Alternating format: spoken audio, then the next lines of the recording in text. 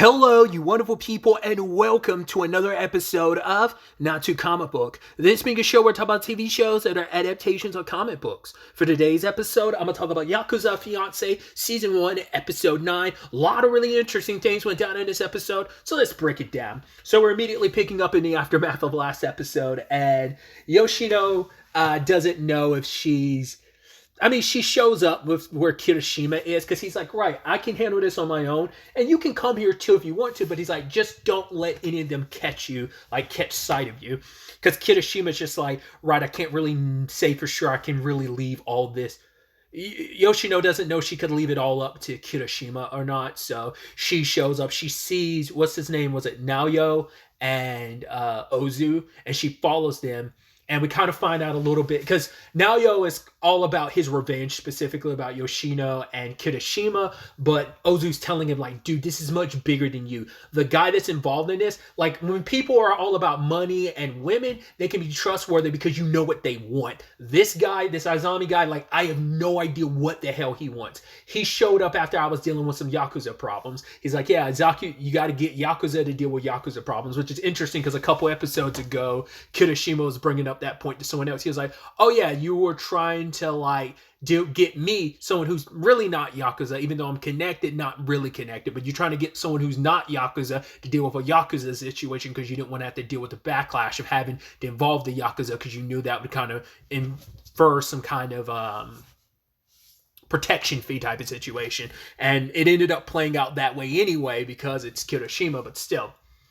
So it's kind of an interesting inverse of that, where it's like, no, this is a full-blown getting a Yakuza to deal with Yakuza, and Ozu didn't want his dad involved. And it's actually Azami that tracked him down and was like, yo, whatever your problem is, I'll deal with it. And it's like, yeah, those people I was dealing with, the Yakuza I was dealing with, yeah, they're not dead. They just disappeared. Everyone from foot soldiers to the leader, gone. So who knows? So it's like, yeah, this guy is a dangerous guy. You don't know what he's all about. But now Yo's kind of like doesn't care because he's looking at Ozu like, you're some like behind the scenes manipulative prick. You're not worth anything. He's like, oh, he's so steadfast in his revenge that he doesn't care about Ozu or whoever this guy is like, he's got no fear in his bones. So that leads to the whole him and Yoshino of it all, where it's like Yoshino had to take care of him as she's like running away from him. Try to hit him with the stick. She got punched in the face to the point her tooth fell out. She's like, well, shit, now my tooth is out. She's like, all right, I'll just try and pop it back into place.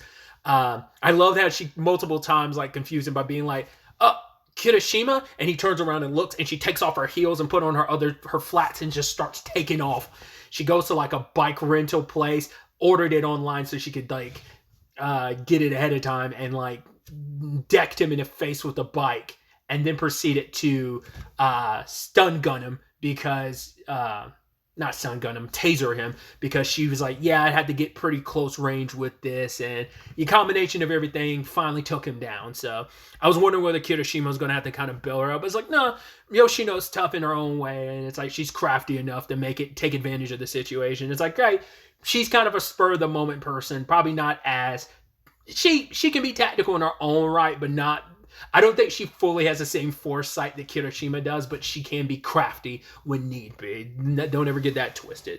Which, speaking of Kirishima, he was definitely in his Batman bag this episode. Specifically his Batman from the Arkham games, because all the stealth. It's like, I'm not well versed enough in the Batman in the comics, so I don't know if he's that stealthy in the comics as well, but it's just like systematically taking people out. Yo, I'm gonna choke you out. Hell, that second dude, he took the knife from the guy and put it in his mouth. Is like, yo, tell me what I want to know.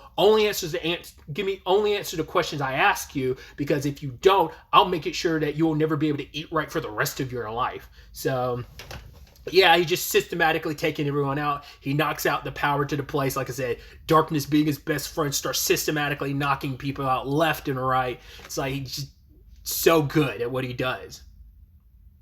Because initially he was talking to one of the head honchos and he was like, yo, bring Naoyo and Ozu to me. Because he's like, yeah, you small fry are not even worth it. Like, it's taking you out one by one. It's just bring the big bosses here. They're the ones I'm really after anyway, so But yeah, the person that ends up showing up is Azami, which initially Kirishima doesn't recognize him, and he's like, "Oh, you're here for me?" But then you find out what Azami's really about. Like this was about, like initially it all seems like this was about Kirishima. It never was. It has always been about Yoshino for whatever reason, and I guess it's because maybe her family situation, her grandfather, like what role her family plays in the grand scheme of all the Yakuza groups and stuff like that. So she's a key figure in all of this. And that was kind of a thing that's come up previously about like the role she would play in everything, and just like the politics of the Yakuza and stuff. So I don't know what her full role is going to be in this, but she seems to be a key figure. And I'm like, I don't know if Azami is following orders from someone else. I don't know. He seems like he might be the top dog for it, because it makes me wonder, did he help out Ozu just for the purposes of this was laying the groundwork of I'm going to need your help to eventually be foot soldiers to help me to get Yoshino? Like, how long has this been in play? Like, that they're going after Yoshino? Like, why now? Why not before now? But it could just be like it seems like there's a civil war coming amongst the Yakuza, and I think it's probably a situation of, because stuff has gotten to this point, Yoshino has always probably been like in the bird's eye view, but now it's like, no, she's going to be clutch, and she's going to be like an important piece on the board, essentially. But yeah, seems like that's what Azami's here for. It's not even about Kirishima.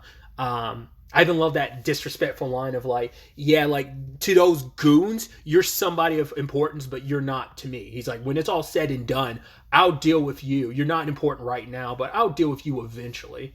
But like I said, initially Kirishima, I guess because of the mask on his face, which I was wondering why he went out of a way hiding his face, because it seems like Kirishima recognized him the moment his face was shown, but he said something like, right, why'd you change your face? So I wonder, I was like, did he get plastic surgery? And I wonder, are those scars on his face remnants of that, or is it a thing of those are old scars he had that like other parts of his face have changed except for that? Because it's like the moment the bottom of his face was revealed, then Kirishima recognized him, being like, whoa, you're Azami, what's your face? Because Azami's his last name, but he seems just as tough and tumble as Kirishima, because they duked that out. Because everyone else was pretty easy for Kirishima to deal with, even with the advantageous situation. I mean, to be fair, he had an advantage against the numbers because he was systematically removing everybody. But even when it came to like frontal assault, like tactical fighting, he's still pretty good. Azami's right there with them, but they both are kind of, they got that dog in them in a situation. Because I'd say like, I mean, really like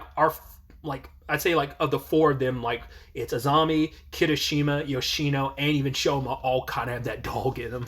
They just have that beast in them more so than anything. And I'd include Red Curly Top as that as well. But yeah, especially like, because Kirishima was like, right, you're after Yoshino, and he's like, yeah, you can find a woman, like, I can in fact introduce you to another woman, she's nothing special or anything like that. He's like, really? I thought you said Yoshino wasn't anything special. And he was like, and then like Kirishima kind of got serious and got irked. It got on his nerves, because he's like, right, of course she's a special woman, like what the fuck are you talking about, you know?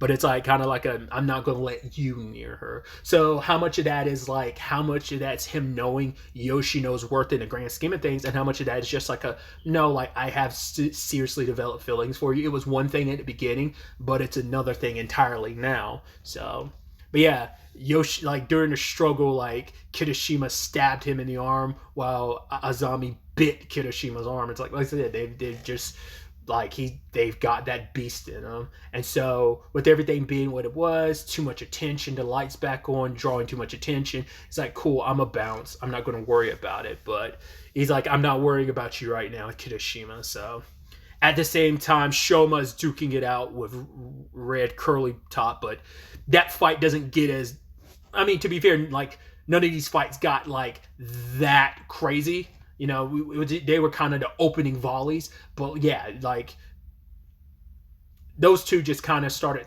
I think push comes to shove, Shoma would have won probably if he found out what this was about. That like if he had known, because he's still under the impression this is all about Kirishima, and he's like, oh, Yoshino's getting mixed up in this. It's like, well, to be fair, it's like this was always it was under the guise that it was about Kirishima. Even he assumed that's what this was about, but it's like, no, I mean, because he's got a lot of people who hate him and want payback, but it's like, no, like this whole thing was all about Yoshino.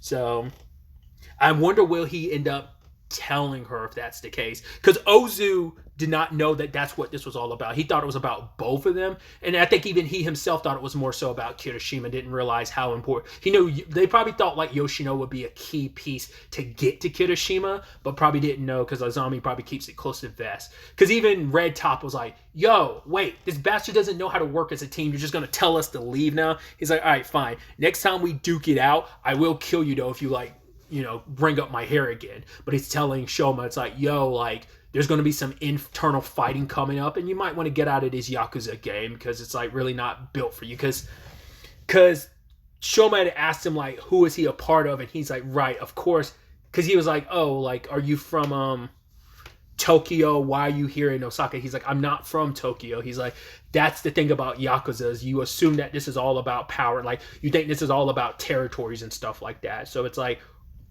Azami's probably connected to the Yakuza, but I guess Curly Top isn't.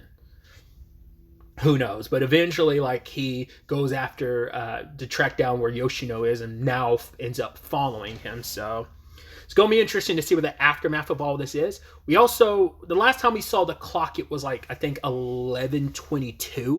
Obviously, I'm bringing that up because they had the whole arrangement last episode of if he can resolve this whole situation, like not even a second past midnight, before like a second past midnight, then she kind of has to accept his engagement and stuff like that. But to be fair, like we ain't got clarity on that. Yeah, we'll have to wait to see. We'll probably get next episode, get some clarity on that because maybe Yoshino had kind of forgot that with everything going on. Depends on if the episode, because the episode ends with Yoshino and Kirishima being like, "Yo, Ozu, we need to talk." So we don't know like if the next episode's immediately going to pick up with that, and then we'll get some resolution on that front. So I'm assuming they would just because Now and Shoma are on their way. So you'll probably get some resolution in that. And then like we'll follow up like the next day or something like that in the aftermath of everything. But yeah, it's going to be interesting to see where things go from here. Like I said, I believe this is only a 12 episode season. So we only have 3 episodes left. And we kind of got introduced to like our pseudo kind of arc big bad with Azami. Like I said, he might not be the head honcho, but I mean, he might be the villain for now, and then he's taking orders from someone else. So I mean, we don't really know the full structure of everything. Once again, a lot of the names go over my head because there's just so much like political stuff amongst the Yakuzas of like who's a part of what group, and some of the names are slipping my mind on my head. I'm not grasping onto them, like who's a part of what group and stuff like that and what's going on. But yeah, it's going to be interesting to see where the next episode ends up taking us going forward with all of this. But really, that's all I wanted to talk about. Till the next time we meet, be happy, be safe, live life to the fullest, and enjoy it. Good day and goodbye.